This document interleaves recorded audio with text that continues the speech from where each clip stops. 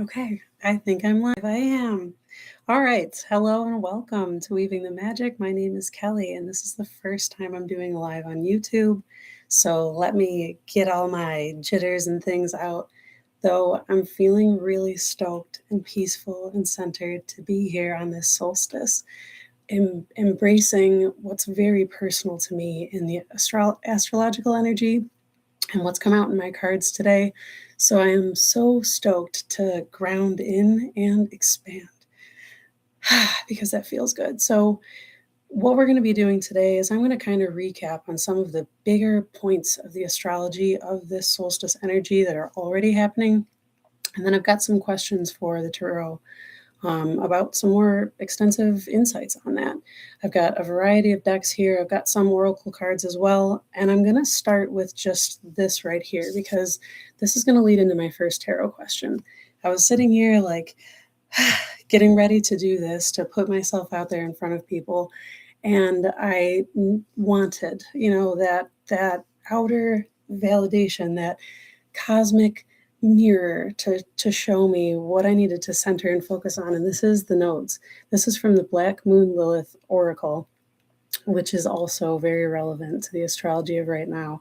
But this is about the nodes of the moon, which right now are, well, they're always opposing, but they're having a T-square. So imagine this, a T-square with each node opposite, and then here is Mercury. And this is a conversation that's like tense. You've got two things opposite each other, and then a third party, which is Mercury. Mercury being the archetype of the communicator, the scribe, the one that carries information, the one that speaks, that translates the wisdom. Who better to be in the middle of the tension of the nodes, which are South Node, our karma, what we come from, where we've been, what we've accumulated, both good and bad. It's the wisdom we've already learned and repeated. It's what we already know how to do. And then the North Node being its opposite of what we want to learn, what we want to deepen our understanding of, what we want to branch further into that is very much opposite of the other thing. And currently, the nodes have been moving through North Node Pisces, South Node Virgo, which is my personal nodes in my birth chart. And right now, they're on top of my personal nodes. And so this is very relevant to me. And I feel so honored that I get to channel this, because what that experience is very much like is coming from Virgo, very analytic, very practical, needing to know all of the exacts, always seeking for answers, reaching for my cards, reaching for the explanation, all of the things that we've been doing in society. When something's wrong with a person, like your mental health isn't where we would ideally want it to be, we pathologize the hell out of that and make it about something being wrong with the person and analyze the hell out of it, instead of looking at Pisces, the North Node, where it's like, let's look at the grand scheme, the collective, the environment, perhaps, the cosmic landscape that this person is in, and is that possibly more of a thing to explore. I won't get too far into the exacts of those nodes any further than that, other than they're opposing ways of perceiving the world.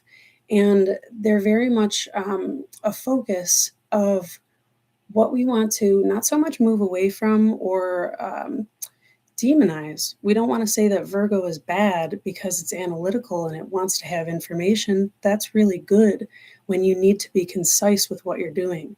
An herbalist needs to know what they're talking about exactly, lest they give someone the wrong thing and wreak havoc in their body.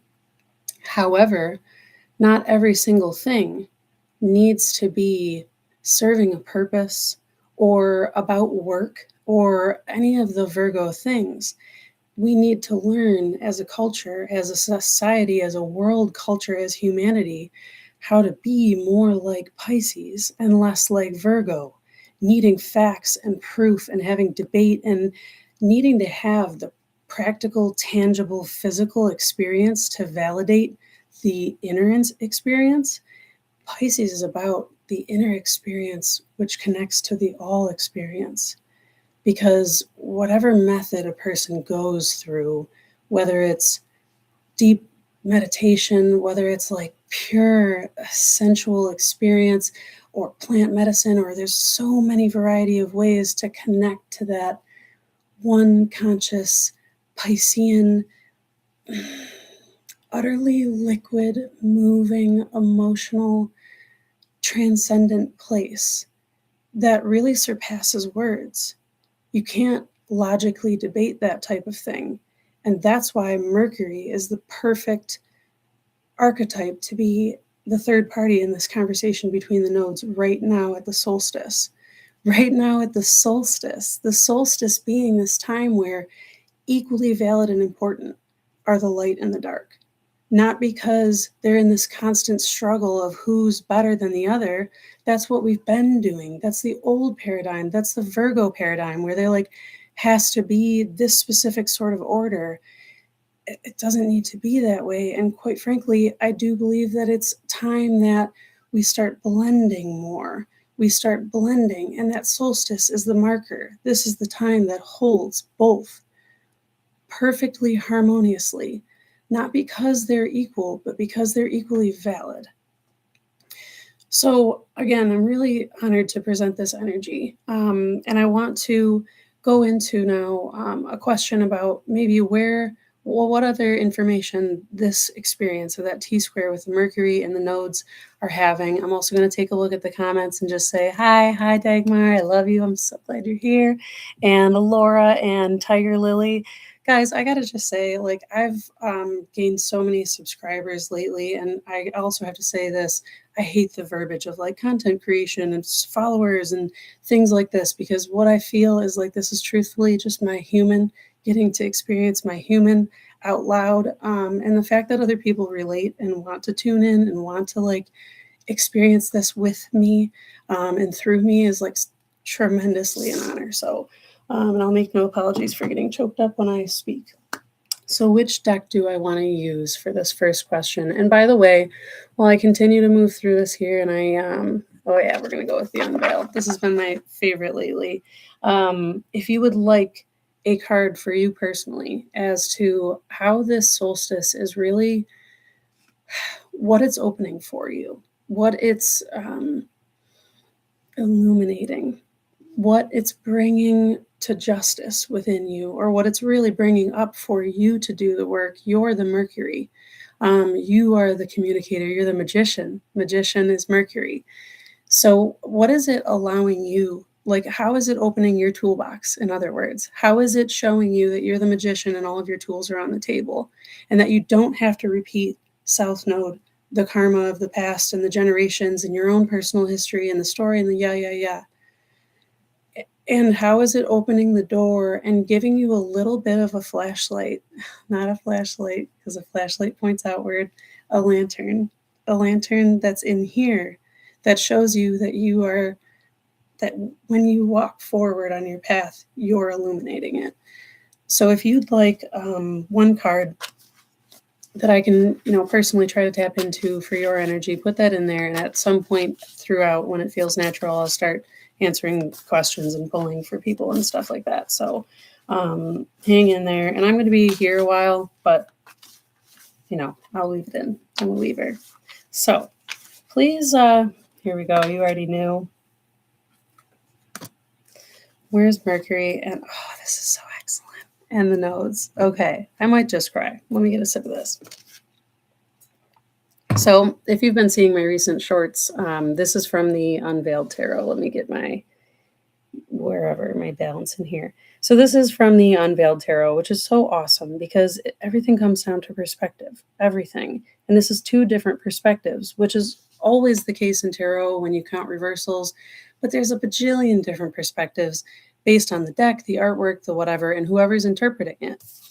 So if you've got different things that come up for you while I'm reading this, by all means, go with what your gut is telling you. Like if you've been pulling the Six of Wands and you already know it's something personal to you, then yes, that's what it means.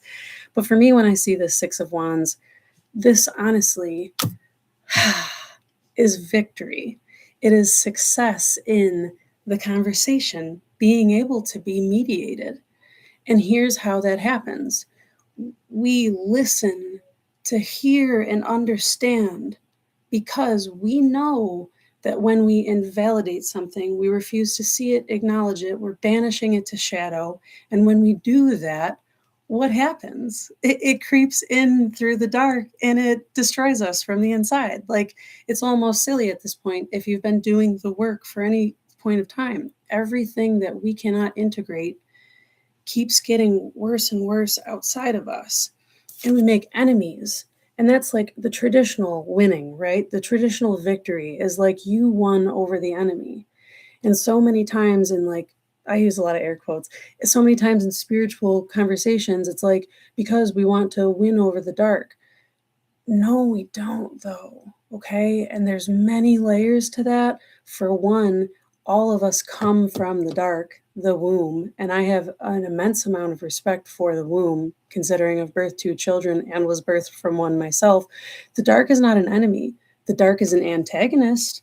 Sometimes it's brutal and it's god awful, and I cannot condone or say that I love the methods used by darkness. I can't, I don't. They cause pain and trauma, and I'm really not all about it. However, it has antagonized us to a point in humanity right now where there's a whole lot of us who aren't willing to suffer anymore. And so we've been confronting the darkness within us and everything else in the mirror and taking a good, honest look. And this Six of Wands is talking about the success in the ability to harmonize between the shadow and the light. It's like understanding why people go into their villain era. A couple years ago, I wrote a poem about like becoming a narcissist because I was so much of an empath that I had to like slingshot from like extreme doormat people pleaser to like, fuck you, I won't do what you tell me. And I'm just gonna do whatever I need to do to take care of myself. And I really don't care how it affects anyone else. And I had to go through that period in order to harmonize. And so this to me is talking about that. And I'll speak on terms of like masculine and feminine, dark and light, because it's all the same thing. This is like the two sides being able to harmonize. This is like the ability to both take action and then sit back and relax instead of hovering over the analytics, Virgo, and being like, oh my gosh, is it not working? Is it not working? Instead of being able to, Pisces, lay back on the back of a whale and float, because there's truthfully nowhere to race off to. And there is, but there isn't. And this is why the conversation requires harmonization, not one is better than the other.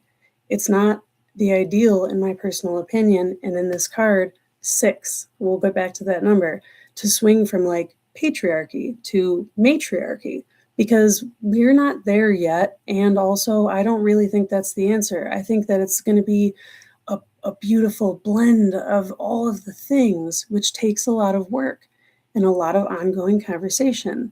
And Mercury, by the way, is also like adaptable. It rules mutable signs, Gemini and Virgo, Virgo being the south node. So it's like it's got a basis of communication with the ability to change. It's Quicksilver. It can move quickly. There aren't barriers. There isn't all this red tape. So this 6 of Wands is sincerely talking to me about like the success of, look at, it goes from like this warlike setting or, off in battle to like a beauty queen type of thing, and not the misogynist type of beauty queen type of thing, more like the inner harmony beauty type of queen thing. We'll go with that. That's saying like, no, these are my real intentions and this is how I really am in the world. And the love that I am and radiate is beautiful. So that's wildly awesome. I really love that as a first card out for this reading, which will bring me to this. These were my cards this morning, which I started making a video on, and then I was like, no, this is for me. But then later decided I wanted to bring up. These were my cards for the solstice day, the Lovers and the 10 of Cups. And this is from the Landscape Tarot, also one of my favorites. But both of these are so similar. Nope, I put down the wrong one. I'm on opposite sides. A black cat and a white dog sitting at this rainbow pond in this amazing open sky and this amazing meadow. And they're not comparing one another. They're not thinking about who's best or which one's right or any of that stuff. They're like just peacefully being together, harmonizing at this like pool of vitality. 10 of Cups is the end of that suit saying, I've learned how to, almost the end until you get into the court cards, but it's the end of that like minor challenge in that suit where it's like I've achieved the ability to reach a state of peacefulness, of inner calm, of if not full integration, which that's what that seems like to me, at least acceptance, at least the knowledge and the actual wisdom that reminds you that darkness is necessary for light. And light's not necessarily better because light can be blinding. Light can be burning, too much burns through you. So I won't, go off on that whole entire tangent, but I'll go back to some comments. Yes, inner experience, personal card, great. I will definitely do that. Thank you, guys. I love reading the comments. So excellent. I'm really glad to touch on that. And again, I wanted to bring up that Ten of Cups and the Lover's card because it just seems so relevant to this conversation. Pulling up my list here of my next question, self-mastery at the solstice. I want to mention again that Magician card because this is what I'm feeling. Again, when I pull your personal card, that's basically like this is the magician era for all of it, like claim it if you want it. It is for me. It's the time where I'm going to gracefully remind myself every single time that I forget, because I will, because I'm human, because the world is intentionally distracting and it's made for us to falter off course. But the real power comes from gracefully accepting that that's the game we're playing, and that despite all of that, we can keep coming back and getting even stronger. And at some point, we don't have to fall off course anymore. And at some point, it'll be like, oh, that's funny, that you're trying to shake me. So self-mastery at the solstice. What energy or lesson in this solstice is this solstice offering to help us level up in our self-mastery, and sovereignty? So this is going to be like the question for the general collective. How is this helping us level up? Do I want the landscape or the unveiled landscape? And if you have followed my shorts or any of my videos for any length of time and you've seen a deck that I have that you specifically want me to use, I'm going to shuffle a little more. Then put it in there in the comments if you have one. Otherwise, I'll just grab whatever one that I pick for you. By the way, while I'm shuffling, I'm in this cozy little cave that I just got for myself. It's one of those, what do they call it? A canopy type of thing that you hang above your bed. Because I have a house that has 2 children and a husband in it, and I don't have any space of my own. I've been saying to myself, and then I finally just recently decided, you know what, enough is enough. I'm going to make a space of my own. So now the kids know. My husband is very respectful. Like, this is my space. All of my cards are here. All of this is my special stuff. And I got to tell you, it's doing like such wonders for my mental, emotional well-being to have this one little spot that I can come and center on. And I'll weave in a little bit of the astrology with that, because right now with this solstice, moon and sun are in Capricorn. I mean, the solstice is the sun moving into Capricorn, but the moon is in here too. And it's further ahead than the sun is. And that's not always the case on the solstice. And so that tells me the moon is the emotions. It's the inner emotional world. It's the emotional experience that we're having. And the sun is like our cognitive, logical way of thinking through that, experiencing that, or the way we function through that, really. And so the moon being further ahead tells me that my body, my nervous system, my inner experience, what's actually happening inside of me and not the way I'm reacting and responding to it, has more logic. So there's really like a lot there. I've been doing somatic type of things, these kind of havening techniques a lot more lately. And for some reason, I feel like I need to mention that. So I'm just going to put it out there and continue doing that while I'm looking at these cups, because it really does help me center. Beautiful. I'll hold these up in a second.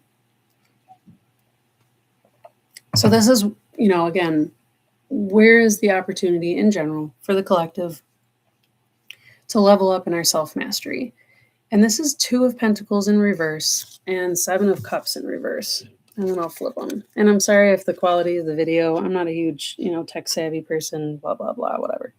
Anyways, so this is 2 of Pentacles. Come on, there we go. No, I'm going the wrong way. All right, 2 of Pentacles and the 7 of Cups. So really interesting that these are both in reverse as well, because the immediate thing that I feel is like words. Where are we in the ability to harmonize the many emotions and choices and reactions and responses based on those emotions? That's the 7 of Cups. Where are we in the ability to harmonize that or balance that or center ourselves with that in our body? 2 of Pentacles. Like, can we hold both things at one time? For instance, I'm in a very overstimulating environment right now, and I can't necessarily leave. This is a really challenging experience for my nervous system. And also, I'm on a self-mastery journey. It's not enough for me anymore to just know that I'm overwhelmed and that I need a minute. Like, I want to build the capacity to be able to move through that experience without losing myself or disassociating and abandoning myself. And please don't let me make you feel wrong for where you are in your place and responses and things, because we're all in very personal journeys here. But for me, as a part of this collective and the person channeling this is igniting my nervous system, saying, like, this is all about your ability to say, I'm in a really uncomfortable situation right now and I want to run or escape or hide or get out of here. And I am building the capacity to stay with myself, to be with myself, to find ways and means to say, okay, I don't have to react to things the way I used to anymore. Because if I'm a magician and I'm creating my story and I don't want to be the old versions of my story, then it is my responsibility to get a little more mastery in this area, albeit that's really hard because my nervous system doesn't feel safe. And I've got to retrain that and do all this work. And then we move again into, like, okay, we don't have to do anything. We have a choice. We could just do whatever we want to. And we could level up a little bit at a time. The 2 of Pentacles is telling me baby steps. Look at it. It's crossing a bridge with nothing beneath it. This is our nervous system trying to, like, bridge the gap between I don't feel safe and an affirmation that says I feel safe, right? Like, it's cognitive dissonance, right? So rightfully so, our brains and our bodies have, like, a challenge with that because we're crossing this bridge with no safety net, but we really want to get to the other side of the bridge because we're kind of sick of being, like, in this dark, shadowy cold over here. And we really want to get to this, like, sunny side over here where it seems like it's going to feel a little bit better. But if we rush over there, we're probably going to slip and fall. And we've got to take our time. But going across those baby steps without any comfort along the way is really terrifying. So the best thing we can do is talk to ourselves and coach ourselves through it. This is so cool. What is the word for symbiotic, I believe?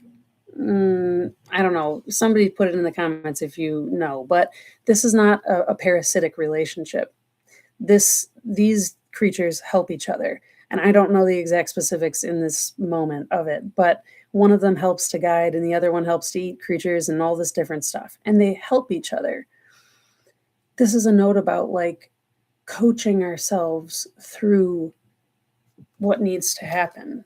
So all of my stuff is about like trauma and nervous system and stuff. Some of it is also about this, the current like political sphere and all of that rage and all the stuff. If you want to react and like you can do that. It's a choice. It's a valid choice to react. The world is full of that. No judgment if you continue doing that. And also, if you want to feel more powerful in your life, you could start harnessing your ability to respond instead and coach yourself through it. And sincerely, this is how I do it. I close myself off from stimulation. I close my eyes and I plug my ears. There's a lot of vocal stimulation that happens here. And I start talking to myself. It's usually in front of my kids. So I say, okay, mommy, like I recognize that you're feeling really overwhelmed right now. And that's really hard work. But also I'm going to actually do it because so I can actually do it. Like, all right, mommy, I understand you're feeling a little nervous and jittery right now because you want to be clear in the message that you're sending and you don't want to misspeak and you don't want to offend anyone and you don't want to be harmful. And also, it's okay to just try your best. And it's okay to know that sometimes people make mistakes. And if you do, you can apologize. And if you hurt someone's feelings and they're unrightfully offended, then that's your problem and not theirs. Their problem and not yours. Wrong thing. See, we make mistakes and that's okay. Do you know what I'm saying? We need to start coaching. I need to start coaching myself through things. That's what this is talking about to me.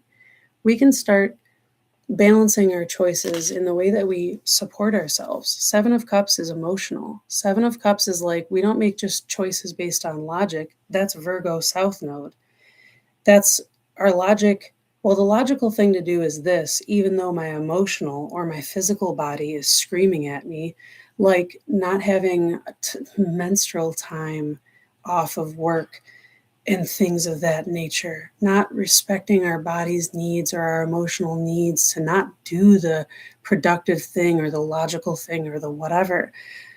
This is about not overriding one way or the other and considering all of the things,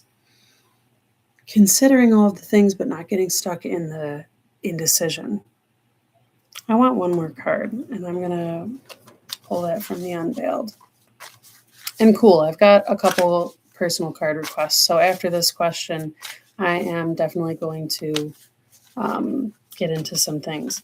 I see, okay, co-creators. I'm wondering what that specific question is, if that's part of your reading or not, and I'll get to it. Oh my God, I love it. Strength.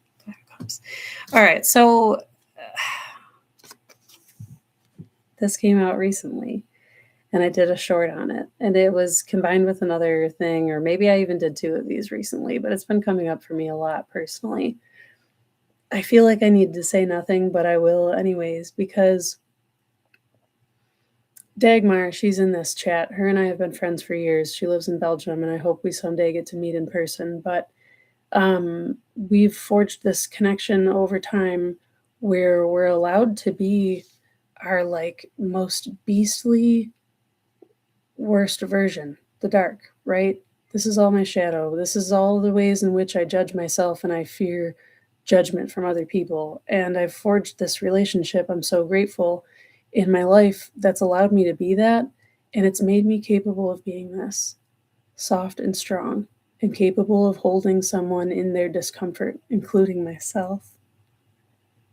Finding myself worthy of the trouble it takes to get to the bottom of what's been in me that's throwing me out of balance. Like, what are the emotional questions and overwhelm and stuff like that like I haven't yet been able to harmonize or integrate. So that's a really cool note that I'll just leave at on there. And then I want to get into some questions here. So let me get over into my chat if I can.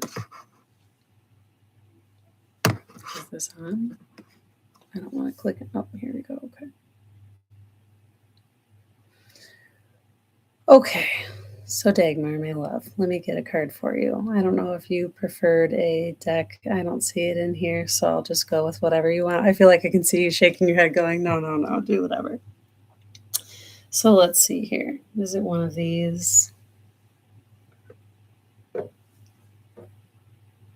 Yeah, we're going to go with the unveiled. All right, so a personal opportunity for you in terms of self-mastery.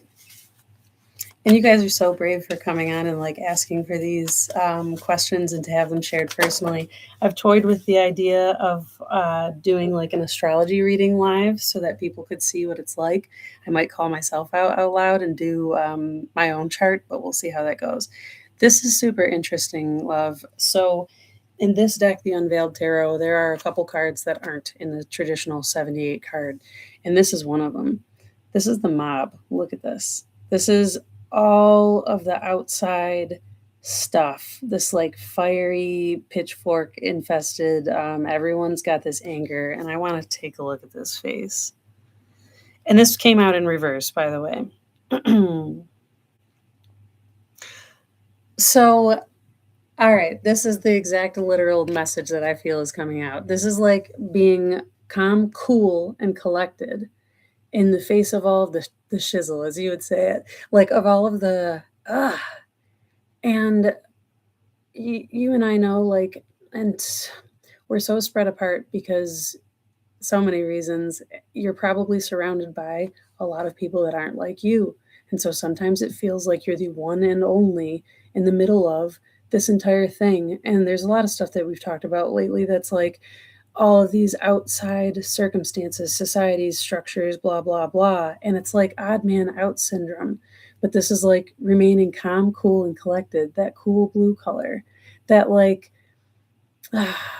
wisdom versus emotional reaction. Calm, cool, and collected means you get to respond to the situation. And also, this is like, if it's not terror or like, it's, you know, it's like awe and wonder, like being stupefied, like, you know what I mean? Like, and the star card came out for me earlier too. And it's like the wonder, the wondering of everything. So to me, this is like, an increased ability to wonder, to ponder, instead of to react or have a response. It's the ability to like sit with and not let it get you. And it's almost also too like what I'm trying to like channel through the image of something. It's like if your blood was filled with like a poison or a toxicity or something, it almost feels like a blood transfusion. And not physically, but like a letting go, a clearing out. Like there's less of this around and there's more opportunity for like a clarity, for more of a clear stream instead of all of this jam packed all around the Mob, because this is a major arcana card. And again, it's not in all of these other tarot decks, but it is a major in this. And so this is something that's like larger than you. And in the reverse, again, it's like detachment, it's like release, it's like letting go of caring, of even having it heat you up is what I'm feeling. You know what I mean? It's like remaining ice, even if you're surrounded by fire. And I know when we're dealing with people that like try to get the best of us or get us to flare up because they know that bad choices are made out of reaction, it's like the gray rock theory, just cold, numb, nothing. And that can be a really good thing at times. So I think this is a deepening of your relationship with like the ability to turn that on and off at will to serve your ability to not be distracted, to not have, because again, Mercury in the North nodes, to not get stuck in the ping ponging of the nodes and to have that Mercury that tells you like, you're as cold as ice. You're not affected by this. So I hope that helps and that feels resonant to you. And if you need any clarification, let me know. So let's see. Oh yeah, I'm trying to use my mouse again and that's not working. I believe that's Tiger Lily, yes, is next. So if you're still here, yes, I believe there's still more. I can't see all the people in the chat or in the whoever's live or whatever. So if you're still here, and if you're not, then you'll be able to come back to this video and watch it. But this is a different interface, and I don't want to play around with all the buttons too much because I'm not a tech savvy person, and I will totally mess something up and cut this whole thing off. So let's see. And I don't think that you said a specific deck or anything like that. So I believe I'm going with the landscape here for you. All right, so in terms of self-mastery, what is this solstice opening up for you? The opportunity to see, to understand more deeply, or to just embody more deeply. Because I know for me, it's been a long time where I've like known the things, and there's a huge difference between knowing them and doing them. Here we go. And you got two. The Magician. I kid you not. The Magician and the Eight of Cups. And so this is really interesting because you have the power to leave. And the Moon, the Ten of Pentacles. Okay, power and resources are not the same thing. That's a message I'm going to really clear. And I'm not going to go super in deep to that because I think that's clear enough. Power and resources are not the same thing. Power is an inner thing. Resources can come in just as easily as they can be taken away. And there is no limit to the paths of resources that are available. Whereas that, yes, it's in the card that came out for you. So here, the Magician, there we go. The Magician and the Eight of Cups. So the Magician we've been talking about a lot. It's the ability to, excuse me, have your own experience. Look at how high up in this tree it is. It can see its shadow. It can see all the fog. It can see everything that blocks other people from being able to see. It can see the river that can't be pushed, that's constantly flowing. It can see the seasons change. It can see everything from up here. And it's got so much wisdom. That's so cool, the blue. Interesting. I'll come back to that maybe. But it can see everything. You can see yourself. And it feels like that's not been a question for a long time. This is a major arcana. This is, number 2 of the major, number 1 technically, but after the 0 card, this is the initial thing. And like, this is a breakthrough, break free energy when it's coming out with this. Look at this path. It's railroad tracks. It's heading on out. It's cutting your losses, cutting your ties, trucking down the road. And, a train doesn't reverse and turn around. A train goes forward or it causes extreme damage. You know what I mean? A train stays on this track. It commits to a path. It makes a commitment to leave something that isn't worthy of it anymore. And the commitment is an emotional one, and it's a powerful one. A super powerful one, especially one made on the solstice. I see you, darkness.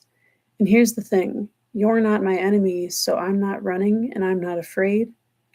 I'm emotionally investing in myself so that I can be the most powerful person in my life. Not so that I control every single detail, not so I control everything, because I know cognitively that I don't have control over a lot of things. So what I'm going to do is take a look at, I'm going to validate all of the emotion. This is grieving time, okay? This is time for a little bit of grieving, or a lot of grieving. I won't quantify how much you've got in you, but Eight of Cups says, like, there was something being built and then it never came to fruition. And so the ability to hold space for that and say, I've done a lot of suffering and that suffering sucks and I feel a lot of loss. And even though I don't feel completely full right now, I know I'm not going to get to full if I stay where I am.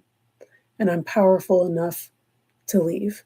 I'm powerful enough to believe that there's a path different than this in front of me.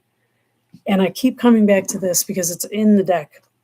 The moon was half cut, and I don't always look at this, but at the bottom of the deck was the Ten of Pentacles. So I keep coming back to this, like, even if the resources aren't there, the Like, that's not as much of an obstacle as maybe it appears to be, because the Magician is about perception and misconception, and not everything is as it appears to be.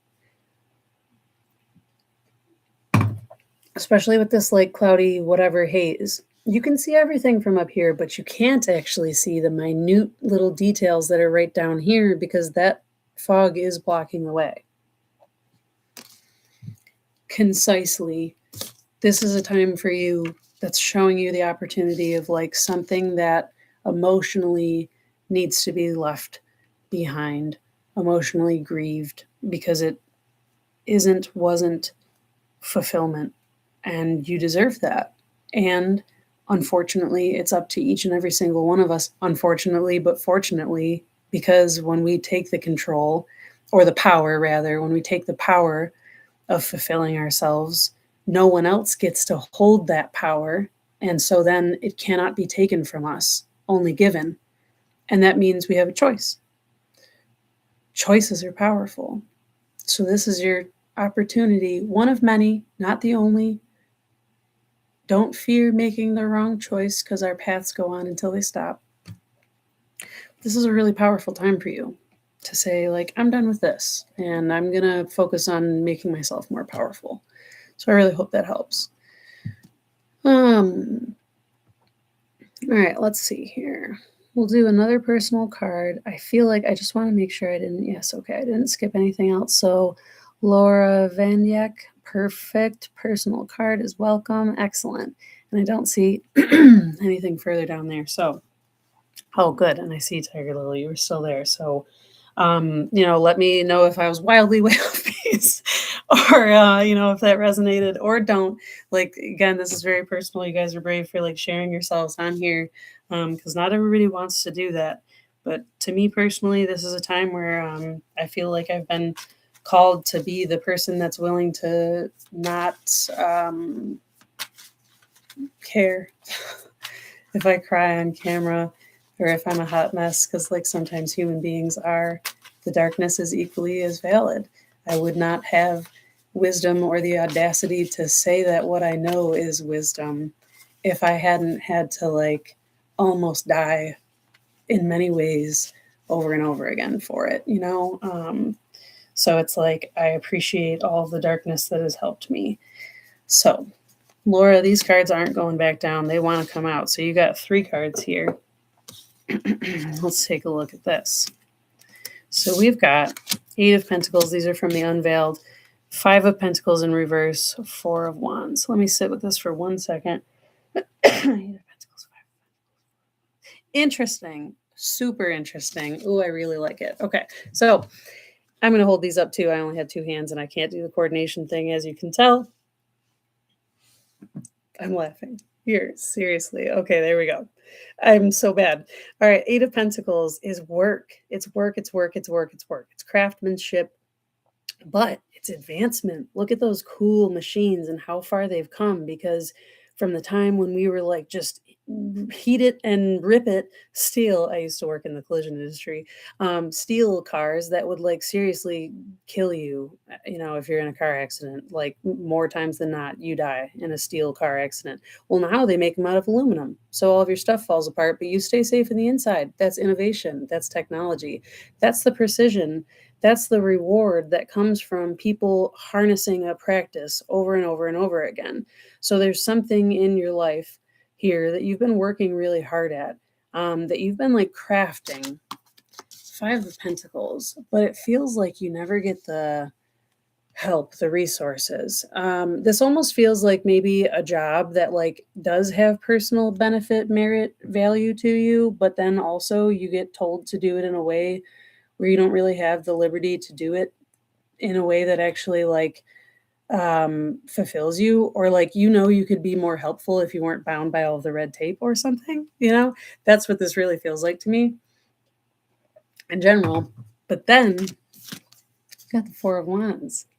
I hate the expression, but like having your cake and eating it too. This 4 of Wands is saying that there's like some harmony on the horizon, some way that the gap is being bridged, if you will. And there's this Ooh, okay. This is you valuing yourself, valuing your work. So much so that it's like there is no longer this mentality of like, nope, begging for scraps. This is like the unfortunate reality of so many people have like gone to school and built these skills and had all of this work and effort that they put in and then could not find a job because I'm rolling my eyes. There's a million reasons I won't divert into that, but it's like you've done all the right things, but you still haven't caught any breaks. And again, that's the end of this because there's an energy shift with this solstice where the Mercury T square is talking to those two nodes of everything in the past and everything in the future. And so, like, this is the end of the era for you, and I'm claiming it for the collective. So, thank you for showing up and asking for this. That, like, we stop begging for scraps that we say, like, wait a minute, why in this society, if I work my hardest and I burn myself to the ground, is there still a chance that I might not be able to survive? That's kind of messed up. In the time of like homesteading, when we were all like living without electricity and all that stuff, we had the same odds for survival. So have we advanced as a society, or have we just put the power into the hands of the people that give us the technologies to live with the convenience we live now? And I'm sorry to go off on that conversation, but this is you taking a look at that imbalance in your life. Like, wait a minute, I work really hard and I'm really good at, and find another person who's as good at this craft as I am, or this information, or will work as hard. And it's not about you convincing the other party to value you. This is about you no longer needing to have that convincing energy. It's you waking up and being like, it's the first thing you do to say, like, I don't beg for scraps. Like, my energy creates worlds, and I go where my energy is appreciated, seen, validated, or I don't go. Because and this also talks about like again, having your cake and eating it too implies that you're doing something. Wands is like passion. Wands is you have the drive, you have the desire and the direction and the focused attention and energy to create some stability and harmonization. 4 is like I'm no longer wobbling, I'm no longer planning, I'm no longer intending, I'm feeling the support of this energy, you know, because I made the plan and I asked the question, or I took the opportunity, or I did the whatever it is for you that is the thing that says, I made it, and I'm no longer waiting around for anyone to validate that, you know? And that's an energy shift that on the inside, when you radiate from that, and that's not extreme ego. Some people need an ego check, some people need an ego boost. I don't have to justify my ability, you know, like I don't have to justify my ability. I am my unique perspective and I am really good at what I do. And if you want me, this is my offer. And if you don't, then don't have an offer. Good day to you. In whatever area of life, this is the case for you. And again, it feels like the work that has passion, that has purpose, that has meaning. So it's been especially like killing you to feel like, why can't I get a break?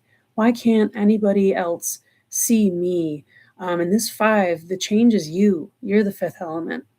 There are the 4 elements outside of us which respond and react to like our magician's ability to direct them. So this inner shift of like, nope, I see it. I got it. This is who I am. I've already arrived and I'm not proving myself. I'm here. And that's the proof. And so now what explorations am I going to do? What kind of harmony am I going to create in the world? What kind of beautiful unions of heart and mind, or whatever amazing thing you've been crafting? I'm here for it. I can't wait to see it. Like, awesome. This is great breakthrough, forward moving energy. So good. That's fantastic. And thank you for bringing it in here today. Um, all right. Hi, how are you, JK? Hey, I'm fabulous. Thank you for asking. I certainly appreciate that. I love your cozy cave. I feels cowbell next to you mesmerizing. Oh, so I have this awesome salt lamp that my husband got for me because he's wonderful, and some other things here, but I don't know the cowbell. Oh, are you saying energetically? The like Taurus Capricorn thing? We'll chat. Um, could I ask a question, JK? I got a job offer from Phoenix, Arizona. Should I accept or decline it? Well, let me see what that opportunity is opening up for you. I'm not going to tell you what to do. I won't make that choice for you because that's not my place. However, I will see what happens here and let you know what my perspective is on what, even the opportunity of that question is bringing for you. So let's tap in here. Tarot responsibly, there's there's certain things where it's like, oh god, this is good, and I gotta check. Seriously, you cannot make this stuff up. All right. So this is the card that came out. This is why can't I get this perspective right? The Fool card. Now I didn't do this artwork, but I totally resonate because if you're familiar with the band NoFX and it was 2006, Not My President. I had this like picture of George W. Bush with his clown face. Anyways, this reminds me so much of that. The fool, the politician, the one that thinks that it's going to change the world by legislature and glad handing and putting on this clown act. But look what was on the bottom of the deck. This is the magician. I'm going to talk vaguely here for a second, but the magician is on the bottom. The unconscious, the subconscious, the hidden picture. It's not the clown face. It's not the way you act. It's not the way you show up. It's not the way your mask presents in the world that does anything. It's a facade. The magician is the power. So you're asking about this job. Let's try to break this down. You got this job offer. So what opportunities is it bringing up for you? It's bringing up a whole new journey, and it's bringing up a whole new way for what parts of you do you want to see? Which parts of you do you want to play in? Which characters do you want to be? Is this job, and I'm just spitballing here, it could be none of these things, but is this job going to help you feel more like the version of yourself that you've always aspired to be? Or is it going to make you mask up and become less of or further disconnected from the version that you want to feel yourself being? That's the question. Because here, this suit and tie and all of this practical stuff, I'll leave my personal things aside, but like the more we care about how we present ourselves to other people or the outside appearances, and again, I'm not dooming or damning the ego. I love that we get egos to play in, but our brain will trap us in those egos. And we think that this outside circumstance or whatever is going to like make us happy, but oftentimes that backfires. Look at celebrities. I don't know that there are happy celebrities. They're all trying to escape the paparazzi. You know what I mean? Like, are they genuinely fulfilled? And I don't know. I'm not one. I don't ever aspire to be one because I appreciate my privacy. But these are the kinds of questions to ask. How is it going to impact your life in terms of, do you put on a mask and pretend to be someone else, or do you get to be authentic? Do you get to play? You know what I mean? Is it going to open up more free time for you to play? Does it marry your hobbies and your passion? Does it give you a better work-life balance? Does it honor your inner child's dreams for what you want it to be? I'm laughing. I don't know my audience, but what was it? Never mind. I can't even think of it. Silly Adam Sandler movie where they're talking about like, did you dream of being like a meat butcher when you were younger? And it was terrible. Anyways, I digress. The point is, would taking this job make your inner child happy? Would it make your future elder self proud to have lived that life? And that doesn't have to be a hefty weight. And if the answers to that are no, but practically I still feel like this would be a good step for me to make, that's valid too. Because it's not all about following your heart in spite of all of the like practical tangibles of like, is this going to make me homeless in the short term? Because like, I wouldn't tell you to suffer just to follow your heart, because maybe that doesn't work out because our society's messed up. So it's about asking those questions and honestly answering yourself. And so if this will financially or practically, tangibly help you further your position and you want that for a while, then maybe put yourself on a time limit to go and do that before you revisit the question again, honestly. Because nothing in the universe is static unless you're a rock, but we're not rocks. We're here being humans. So everything changes, just like with anything else in nature that's alive and in cycles of change. Nothing stays the same. So whether you stay or go, this doesn't mean it's maybe your only opportunity or that you can't change your mind after. And I know that I'm just heaping more potentials and possibilities and I'm not giving you a clear answer, but that's not my job, and I don't know enough about your situation to tell you, and that would do you a disservice because you're not a fool. You're not a baby. You're not a child. You're a whole adult human being magician that's capable. That's capable of asking yourself, how do I really feel about this? What can I live with? What can't I? And what's the most important thing to me? How many of my values does this align with, and how many of them does it betray? Am I pulling the wool over my eyes? Am I playing a trick? Look at that magician card. There is so much literally behind the scenes happening there, and he's like hiding the ball. So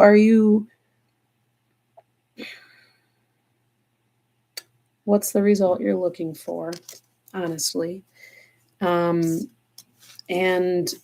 how close do you think that's going to get you to those results? And then do that in the long-term picture and in the short-term picture. And I'm going to pull one more card because those huge major arcanas, it's almost like you got some trickster energy. I mean, literally, that's the Fool as a clown. Excuse me. And the Magician, like, it reminds me of Guy Fawkes from V for Vendetta, which is like my absolute favorite movie in the whole entire world, in that card. And like exploring the moon. So this is like huge energies of you need to do some inner exploration. You really need to like sit with the feelings of the things, but it's bigger than that. It's more than the feelings. It's more of the grand scheme of like, who do I feel like this was a lot of cards? So I'm going to condense. Queen of Swords, King of Cups, Five of Cups, and Page of Pentacles. Okay. Page of Pentacles is like, take baby steps.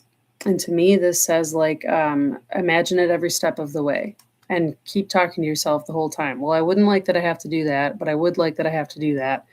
Five of Cups is like, anytime there's either a choice that we make or don't make, there's always going to be some grief or some thinking about or, ruminating on what could have happened the other way. You've got to just accept that that's going to exist, regardless of whatever you choose, and that it's not going to make the choice that you made wrong. So anticipate that coming once you do make your choice, and don't make it mean something other than there's always grief and loss that's associated with moving forward in any capacity. And then we had the Queen of Swords and the King of Cups, but the King of Cups was in reverse. And this is like the simplest way to convey this message. So I'm so glad I pulled some clarifiers, because King of Cups in reverse is like, and then Queen of Swords. Oh, let me start this way. Queen of Swords is cold, cutting, logic, at worst, cruel, because it doesn't consider your feelings in the face of logic. Okay? This is extremely opposite of this energy, King of Cups. Upright, this is emotional maturity. And emotional maturity does consider logic and emotion. It doesn't override. So the way that this came out with the Five of Cups and the Pentacles, it's like, go slow, because something about this says like, listen, you don't need to betray your logic. Okay. You don't need to betray your logic. You don't need to feel like spirit or whoever is asking you to betray your logic. That's way too many steps, too scary. Be logical, but don't disregard your heart. Give your heart the concrete on paper opportunity that if you go with the choice that has to be more logical, but it's not exactly what your heart wants, that sometime in the very near future, you're going to revisit with it. And even if you're not giving it an opportunity to make a new choice, that you at least allow it to be heard and validated so that you don't regret and that you can start integrating it into the logic. Integration. That's the solstice. That's what this message is. Sit with all the parts of yourselves that are super, super, super powerful, and allow them to help you make baby steps in the direction that fits for both mind and heart. Let me get another sip here. I'm actually going to see what else I had here. Maybe I don't know. We'll see how many other questions we have going on in here. You guys are awesome. Thanks for hanging out. Okay, where did I go? Thanks for jazzing with me here on the slowness of my technology abilities. Okay, Dagmar, you feel this? Yes, you had asked about co-creators. You're still here. You made a smiley face. Thank you. Hopefully that did resonate with you then. Increased ability to be myself, surrounded by all that does not get me, sees me, knows me in a clear way. Yes, myself. I love, love, love, love. I love you. Tiger Lily, thank you. You are very welcome. And thank you again for opening up your energy to be shared on. Yes, and I do believe I did answer the question about the job offer. Oh, the crying. You know, I'm sorry, but I'm glad. I'm sorry, but I'm glad because sometimes we just need that outlet. Oh, and I'm really glad that you could feel my authenticity. Thank you. It's taken me a long time to want to show up. And Laura, thank you. So intensely beautiful. Oh my goodness gracious. The love in this comment section is really doing something really good for me. Happy solstice and new moon magic to you too. Remedy Boo, I don't know if you asked for a card any further down, but if you'd like one, please let me know because I certainly can. Excellent. Molotova, personal card is welcome. Okay, so I will get to yours now, and I'm going to just keep going with the personal cards for a little while because I think that this is grooving, and a lot of the solstice things that I wanted to touch on are coming up as we go through anyways, so let's do it. All right. And I'm still jazzing with these two decks here, but some other ones might come out in the near future. But these are two of my favorite ones, the landscape and the unveiled. So, all right. So in terms of personal self-mastery, Molotova, what's the opportunity and I'm sorry if I'm mispronouncing or any of the things. Sometimes my logic goes completely out the window or my ability to have some certain cognitive functions. That's too many cards, please. Goes totally out the window when I'm in a channel kind of state. So forgive or don't, whatever. Keep going. Okay. The High Priestess in reverse. Interesting. This is from the Landscape Tarot. Okay. Interestingly enough, High Priestess in reverse kind of points back to the card prior in a way where it's let's revisit this energy and where it came from, which is the Magician, card number 1. Because there's the note here about the self. I don't want to use the word empowerment for some reason. It feels wrong. It feels cringy in this very moment right now because it's beyond that. It's beyond that. And I have my eyes closed because something says, get the fuck out of the way. And I don't know if I'm allowed to swear on here, but that's what it's saying. Get out of the way.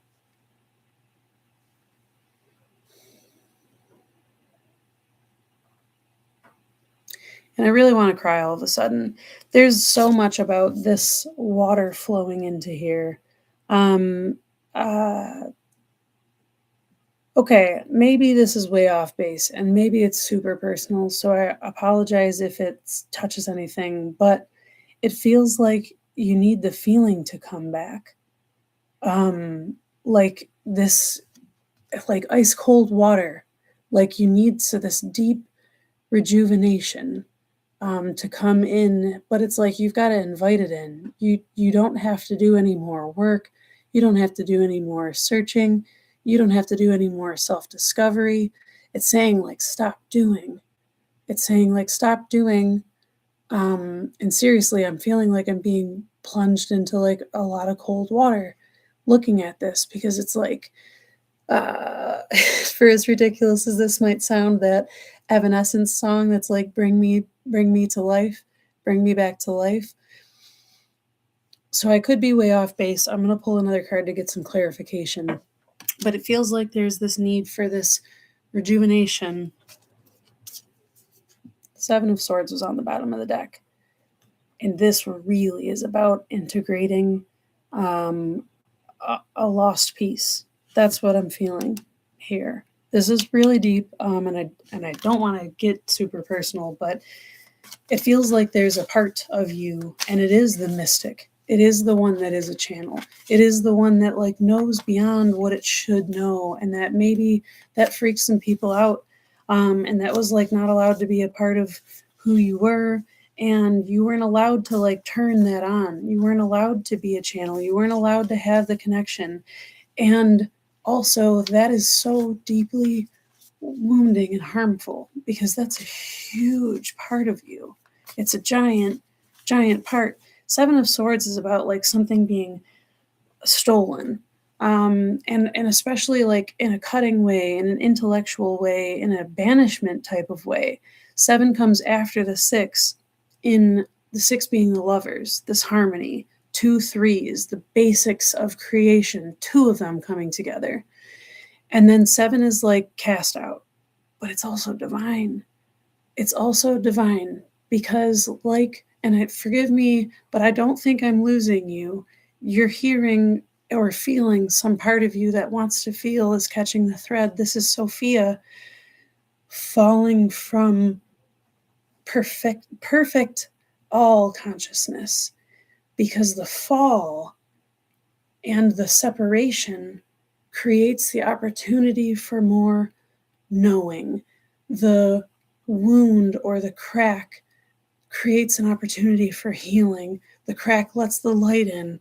It's all of those super cliche, but not at all cliche, because it feels to me that you're living the life that had to experience a separation that was brutal so that you could have the real experience. I can't use the word reclaim either. It's like I'm being prevented from using words that tell you to do more work. Because truthfully, what I'm feeling is that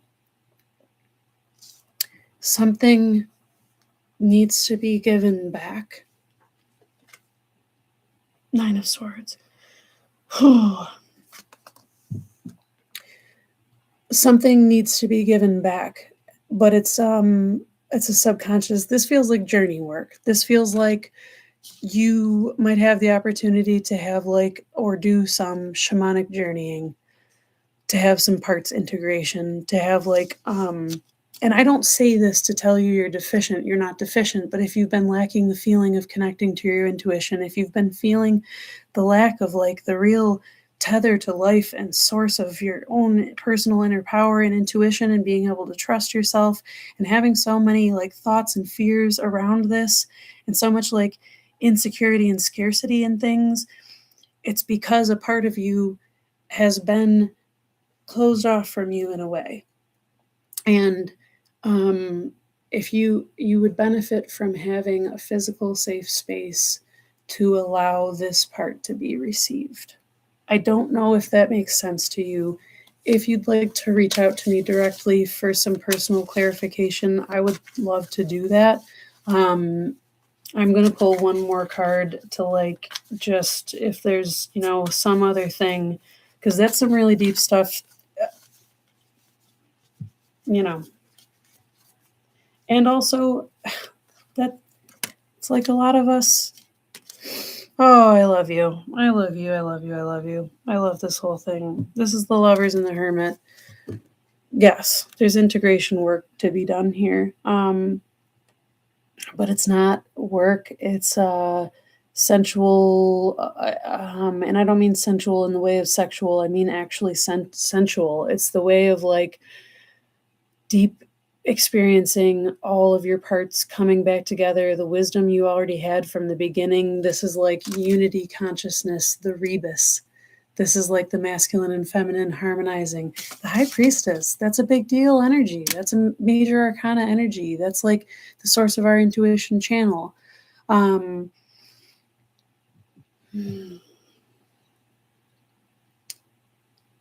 I'll leave it at that suggestion, that you gift yourself the opportunity, or that it's possibly just going to be handed to you. I hope you get like an invitation to some awesome retreat or something that's like, we got it, we got it, we got everything. You just come and do this thing and we'll help you with the integration and the stuff that's genuine and real, because it feels like there's some integration that's on the horizon for you, and that it's going to put a lot of pieces into play that haven't been there through no fault of your own.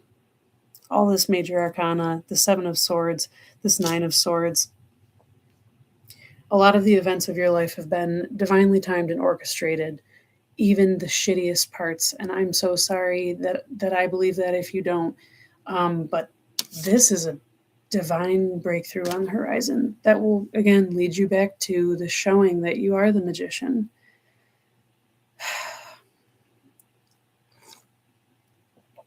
Wow. Wow. So this brings me, actually, before I move on to the next card, to one more note about the current astrology that I wanted to bring up. Black Moon Lilith, because your spread here reminds me of that energy of Black Moon Lilith and the repression of the magic, of the, especially the emotional alchemy magic, the bodily magic. Black Moon Lilith is the sensual, emotional experience that we've not been allowed to have. And that has moved its way through Scorpio over a long time period now, and just yesterday moved into Sagittarius, just yesterday, to make it there in time for this solstice. And Black Moon Lilith, all of that repression energy having just moved through Scorpio, gaining all of this insight about emotional wisdom, about emotional intensity, about passion, about the rage, about all of it, and how anger is meant to protect what's divine, and how sadness is meant to connect us and remind us that we're all feeling these waves of emotion. Now it's in Sagittarius, in time for this solstice, beginning this journey and coming through with this fresh burst of energy that's like, let's learn about what's been repressed and why. Let's make ourselves wise to the shadow, to the devil, to the darkness, to the forces at play that are trying to like trap and hurt and condemn and all of the bad stuff that we could focus on if we wanted to. But Sagittarius is a fire sign that says, like, bring on the heat. Let me learn. Let's illuminate a bunch of stuff. Black Moon Lilith getting there is like, yeah, especially me. Let's talk about what I've had to put on the back burner. Let's talk about the parts of me that weren't allowed to exist. Let's bring some light to the darkness, not to change it from being dark, but to just validate that it exists to begin with and why it came to be that it exists. Because I'm not wrong or bad, and everyone in the world that struggles is not wrong or bad. It's like we're having experiences that we don't really know how to turn into wisdom, that we like look and we think that there's like something wrong instead. Black Moon Lilith is saying, like, yeah, there is stuff that's been wrong, but let's, instead of just feeling it over and over again and getting stuck in the cycles and the emotions of the feeling it, let's learn more about it so we don't keep repeating this same stuff. Let's integrate. what's previously been banished. And I will digress into this for a bit because this is where I'm at and this is what I feel. By and large, the societies of our world have been repressing the magic, gnosis, direct experience, and the wisdom that's born from that, the alchemy of emotions. And I'm not going to harp on all of the bad and negative, but there's a power in knowing that that's now coming to the light. That's Black Moon Lilith. All of that inner knowing, all of that beautiful magic that's been hidden in secret societies and all these different things, that's becoming more and more readily available. And it's meant for us to explore how that affects us deeply, how that taps into our subconscious and allows us to start showing more of ourselves and being more of ourselves, and recognizing when we want to hide something or pull it away or not let it be seen, and why. Why are we doing that? Do we still want to be doing that? Is that valid? Is that helping us? Is it hurting us? Or like if we integrated it, if we acknowledged its presence, and we gave it space and time where it was appropriate, then we wouldn't be at war with ourselves. And that would start to change a lot of things if more of us weren't at war with ourselves. Belokin.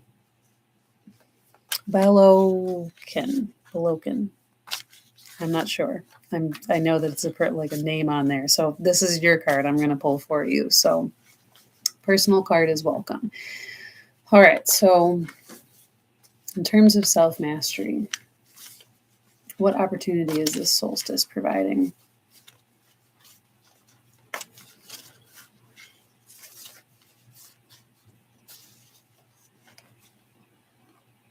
Okay. And it came over tipped upside down, so I'll kind of interpret this both ways. King of Cups and the Ten of Wands.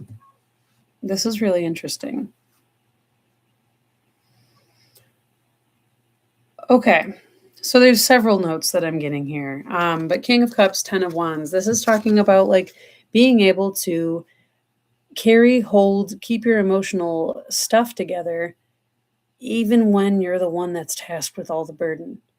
Spiritual burden, passionate burden. It's like having such a strong, passionate desire for something or such a sense of purpose that you're going to ride the emotional storms. So this again came out kind of like tipped over like this. So I want to just incorporate like this is the opportunity for you to build that so emotional like self-nurture capacity, because Ten of Wands is like you're holding a lot of stuff and you don't have anyone validating that or giving the nurture, giving the care, giving the support, giving the like juiciness of life. When everything is about work, when everything is about, this is Ten of Wands, so this is fire element, this is burnout.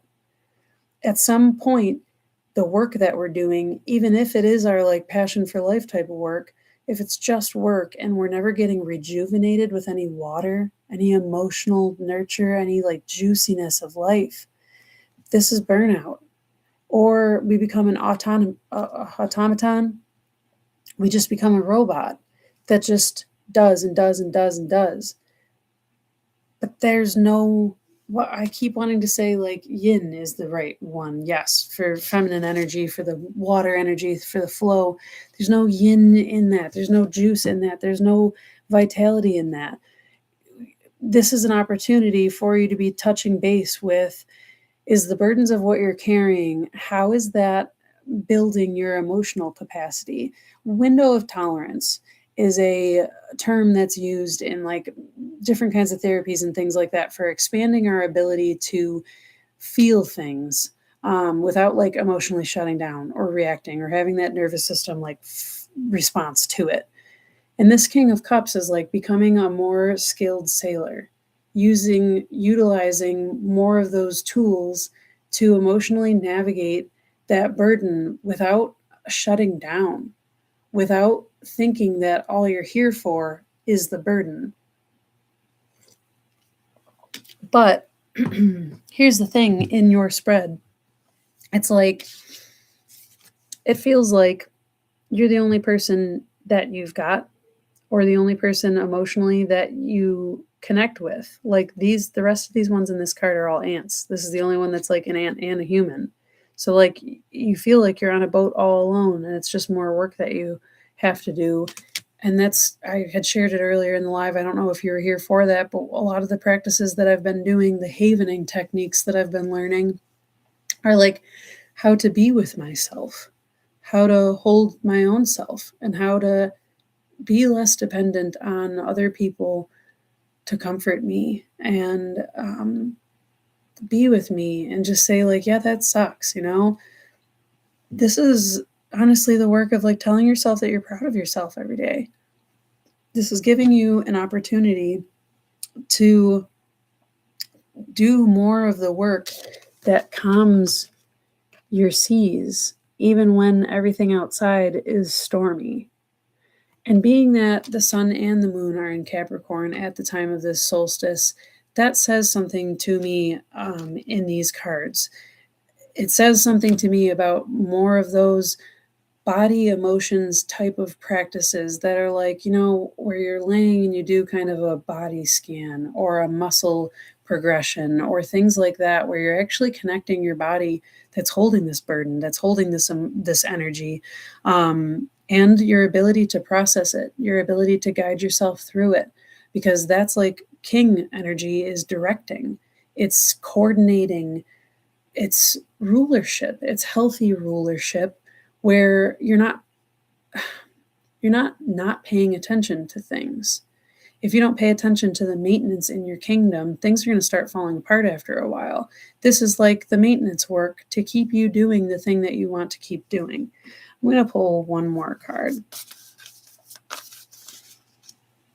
It's too many.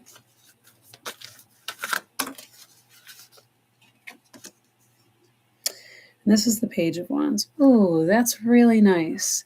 So the page comes after the 10. Okay.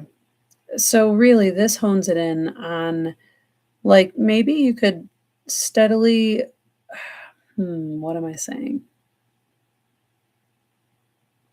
It's about honing in the focus. It's like once you get a handle on settling your emotional turbulence about the situation, about the burdens that you have to carry, the amount of work, the workload, the mental load, the stress that you're under, the stuff that you're doing, the ways that you, because it really feels like there's this passion here and you have this purpose, and that's what keeps you going because it's a worthy cause that you're doing all this work for. However, it's still unsustainable. But then the 10 graduates to a page, which lightens its load. This is a steep climb. However, it's not carrying 10 wands on its back now. And it knows what it's aiming for, so it's prepared with climbing gear and those pointy little shoes and all that jazz. And look behind him, those pyramids in the background. It's got the wisdom of knowing, like, oh no, I've carried really heavy loads before. I'm glad now to just be carrying myself. So there's this opportunity for an ultimate ability to lighten the load, even if that's proverbially, I keep stuttering on my lips, even if it's just like in theory, the load is lighter because your mental load is less. You've got less heavy emotion attached to what you're carrying or what you have to do. Here's my example. I have 2 children. One of them is special needs. One of them is a 2-year-old. There's lots of things that I like to be doing. Sometimes the way they're acting, behaving, or whatever, and in the wrong emotional space that I'm in, if I don't have like emotional control or like ability to regulate myself, I look at that and them like a burden instead of all of the things that they are. But when I give myself the time and space to sit with my feelings and my overwhelm and my emotion and validate, like, yes, mommy, I know that you're super noise sensitive and the kids don't understand that, and they don't have to understand that because they're children. And that doesn't make them wrong or bad, but it does still mean that your nervous system feels like it's under attack, but it's not. So we're going to give ourselves a couple minutes to recognize and to remind our nervous system and our bodies that no one is attacking us, that our children are just being children, but that it's okay for me to have a special need also to walk away and get calm for a minute. And that's okay. This is how we like help ourselves learn to hold all of our challenging feelings and let go of that heavy stuff that would stick to us if we don't process the feeling we're having. Because my kids aren't going anywhere and I love them. I can't lessen the burden in those terms. Do you know what I'm saying? But I can change my perspective around what I consider to be a burden, and I can more acutely focus in and take the actual steps and only the steps and carry the shit and only the shit that actually gets me closer to my goals, instead of like all of my past failures and regrets and things that are lingering unresolved within me and blah, blah, blah.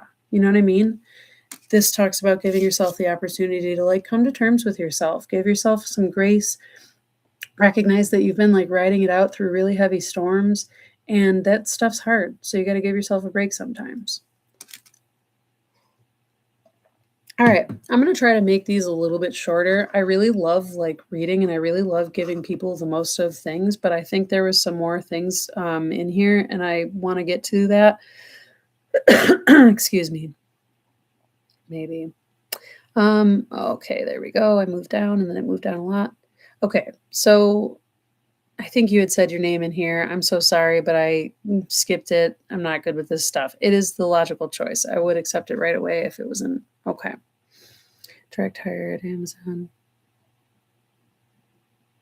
Yeah. See, exactly. So like there's a lot of emotional and logical things in there. And okay. So there's some choices you got to sit with there. You can get personal. It's okay. Thank you. I should try being like more on top of these comments in real time because I missed all of this while it's happening. Okay. So I see Molotova and Dagmar, you know each other, and all of that makes so sense. Everything that was coming through me there too. Yes, it all makes sense. Good. I'm so glad. Wow, this all resonates with me on many levels, even the readings for others. Symbiotic, co-creating. Yes, yes. Because here's the thing. I met Dagmar. She lives countries away. We'll never meet in real life, but it was so necessary for us to meet each other all those years ago. And I feel that, I know that we all, no one excluded, are connected. Some of us are bound to realize that, to optimize that, to benefit from that, and to like change and transform the world based on that, knowing that we're not alone, knowing that there are so many of us that resonate and connect with these type of things and that can see the opportunities in it all. So this is so awesome, very inspiring. This truly is weaving the magic. So much love. Gosh, I love you. Yes, emotional storms. Yes. So proud. This is so beautiful. Oh my goodness. I really love all of the things that are happening here in the comment section and everything. So since there's a lull in the personal card reading thing, I do want to see if there was anything else. Yes, I'm going to ask this now about the Black Moon Lilith. What other wisdom that I'm not yet aware of, that I've still been not seeing, can come and illuminate something further for us today? Because the energy of these people in this room right now is awesome, and I am literally present and here for it, and I am so glad I get to be so central to this. All right, so Black Moon Lilith, and I might actually pull from that deck that I've got too. I do. You know what? I'm going to stop shuffling this. I'm going to pull from this deck, and where is my Black Moon Lilith? My kids are now upstairs, so I hear them down there. My husband's got them, so I don't have to leave. But in case there's any like shouting or screaming, they're not being ignored entirely. Somebody else is caring for them, so I'm not a negligent mother. All right, so Black Moon Lilith. Where are we at, lady? You just traveled through Scorpio. Felt a whole lot of things. We've all been feeling a whole lot of things. Am I right? What do you have for us now? Oh my God, this is incredible. Let me sip my tea. This is good. 2 cards came out here. Oh, yes. Okay. Exaltation, Master Manifester. This doesn't even have... Okay, so exaltation is when the moon is in a sign that it's, or when any planet is exalted, it's in a sign that it's like really content in it. It really performs well here. It really is happy in that sign. So, exaltation, the master manifester, this is about being able to bring ourselves, elevate ourselves to that place where we are. I'm not going to use the word control, where our power is so much so that when our emotions and our desire meet in the center of us, it quite literally radiates a frequency, radiates a resonance that actually changes things. This is all waves. We're all part of the wave. We are electromagnetic. I mean, it's science, it's quantum science. Like, and this is talking about, look at this sunset. There's so much here. The figures are dancing. There's 3 of them. That's 3 of Cups energy in my heart. And this is what we're talking about here. All this love in the comments, all this shared experience, all this. No, it's not too personal. I want to share my experience with you. We all feel the same kind of stuff. This is sisterhood, and that's not a gender specific thing, but oh well if it is, because like I feel that sister thing here right now. And this dancing, this celebration, this seeing the horizon and how expansive it is, and all the soft and the beautiful and the wonderful and the glowing colors. And we can be in and at our darkest and not repress ourselves from that, or not take ourselves away from that. In other words, I don't have to be a certain way in order to show up and be a part of this celebration, this beauty, this magical, incredible thing, because I'm mastering my ability to stay true to what I know and not what else is happening out here. Right? That's what I feel. And that Sagittarius energy of that like archer that's shooting this bow, that's like, I want to go here. To me, this is like, I want to feel my power. I am not afraid of how powerful I am. That's the opportunity that Black Moon Lilith is providing for us. I love this too. Black Moon Lilith in Pisces. Honor your boundaries. Oh gosh, that's so good. Especially because Pisces often feels boundaryless. Like when we're in the psychic channel, when we're in the intuition, when we're in our streaming and our tinkering and our dreaming and all of that place, when we're connected, we can feel that shared oneness. And that's a healthy time to be open and fluid to others, when we're powerfully knowing that I'm connected to you, and this is a loving and a space where the continuum is honored. But I don't hesitate, and there is no shame in a hard honoring of my boundaries. When I feel your resonance as a person, place, structure, concept that I don't want to be enmeshed with. And this is where we get the opportunity to master fear, separation, running, condemning, judging versus discernment. Because judging says, you're bad and I want to be good, so I don't want any part of that. Discernment says, I see and feel that energy as valid to the larger scheme. And also, I don't have anything to gain from dancing with that, from playing with that. I don't need to do any further researching into that.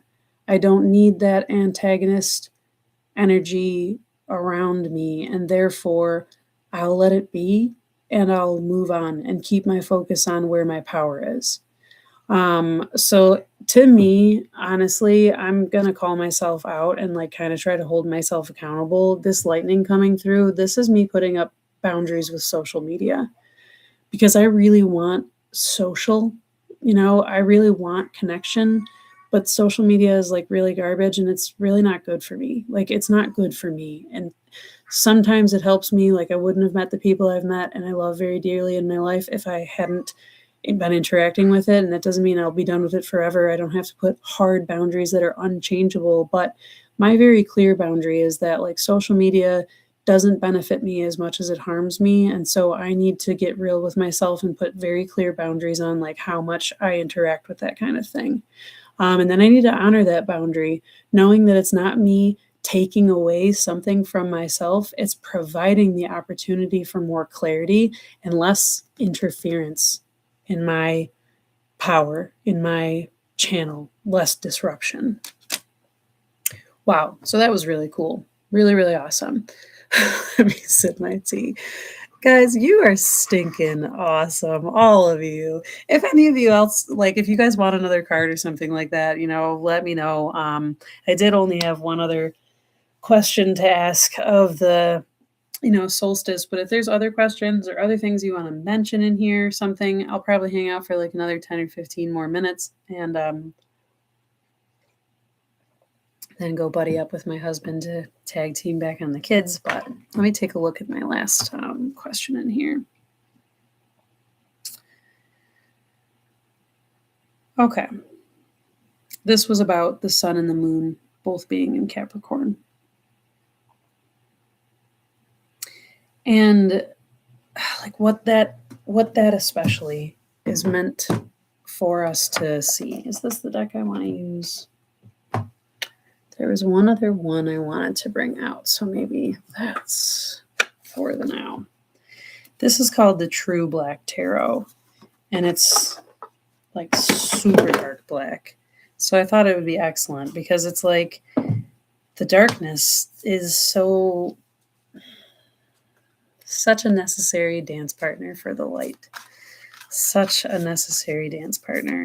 And this winter time, and I know it's not winter in the southern hemisphere, but where I am, it is. And for me, this is always like that internal time where it's like I get a break. I feel like the sun gives a break from focusing on like what's thriving and what's vital and what's blah, blah, blah, to like alone on a mountain at high altitude where there's not necessarily that much oxygen, where you have extra to spend breathing, which is the wisdom of everything, saying sometimes silence is better. And sometimes when we don't get a break from the noise, we're just like, what's going on here? Why? What is all of this? And so to me, before the cards come out, the moon and the sun in Capricorn at this solstice is like, your body deserves a break, period, point blank. When you enter a sign, you're at 0 degrees, and the sun being illuminated at 0 degrees says to me every single time, okay, we're entering a new cycle. It's a cycle. It has a beginning and an ending, but no beginning and ending. And even though it's on this continuum, we all have our different places in the experience. And your body is the vehicle that you have for your experience. When's the last time you tuned into that? That's what it says to me. Like, when's the last time that you sat with your body? And usually at this time in the winter is like when, my knees start creaking or my muscles feel more tight or all of those different things start acting up, because my body even knows it's time to speak its wisdom, to speak its truth. This is incredible. The Fool card came out again. That's multiple times in this reading. And like, we just kept getting fools and magicians, but look at this and how lovely that it's like a little girl with a little butterfly on her nose for everyone that's here participating in this. I'm going to keep maneuvering it around because it's got all this shimmy shinery and stuff. But this is the Fool card because it's the opportunity. The sun and the moon in Capricorn is the opportunity that we are being presented with to, in a somatic way, look at what is the wisdom, the innocence, the gifts, all of the beauty that we were born with. that was there inherently from the beginning that maybe hasn't had a chance to actually even start its journey yet. And it's coming full circle with wings. Oh my gosh, why can't I move this in the right direction? There we go. It's coming for full circle with wings. It's coming full circle because we've been capable of sitting in the goo of transformation, sitting in the chrysalis, being uncomfortable with like what has and what wasn't allowed, and not knowing exactly, but having an intention, but not knowing if we're going to have the tools, resources, strength, whatever to pull it off. And this is like reminding us that from the very beginning, we knew that we were capable. And not only capable, that we were like divinely entitled to be vulnerable, curious, wondering explorers of this universe. And so I think in all of our various ways, this solstice is saying your body holds so much wisdom, because we all have had a different path and we all have different paths in front of us. And though we share so much of the same experience, your body and my body keep the score of every minute detail of life that we've lived. And so this solstice, when I end this, I'm committing to myself to just lay for a couple minutes and just do the havening thing I've been doing and talk to myself and ask for whatever part of myself that hasn't been able to feel like they could be present, to not even come forward, but like to just observe from whatever safe distance they want to, like the fact that I'm honoring that they should have their journey too, so this is like the start of a new journey. This is a start of the new journey where our power isn't given to us or earned or achieved or any of those things. Our power is in us. It's inherent. And in a Black Moon Lilith kind of way, I just flat out refuse to acknowledge anybody else who has something extremely different to say, because I don't think there is a difference in that. You're entitled to your opinion and your different experience of that, but like, I get to be the most powerful person in my life. And if I'm not, it's my responsibility to look at where I'm getting my power derived from and why I chose to make that the source instead of myself, or why my younger self had no choice but to make that the source instead of myself. And I'm going to get a little picture of my child self and do a little ritual and maybe light 2 candles, a black one and a white one, and tell her, you are a very dynamic being, and you've got all sorts of shades of stuff inside of you, and all of them are okay. All of them are okay to experience and to share and shine out loud, and there's nothing wrong and bad about you that you have to hide away, because that's just crazy to think that, honestly. How could divine intelligence create something that shouldn't exist? It just doesn't compute. Dagmar, thank you so much. Clear channeling worlds with your words. Sacred storytelling. Oh, my heart. I love you. I love you so much. Thank you all for showing up today, for participating in this conversation, to give me so much to speak on and feel and enjoy. So I might do this much more often. And I think if you're all in the same time zone, it's got to be probably pretty late for you there. So if you're drifting off into sleep in another world soon, I hope you get the rejuvenation and the rest that you need for everyone on this solstice to honor that need for quiet. So I love you all so much. Thank you again, and I will see you next time. Take care.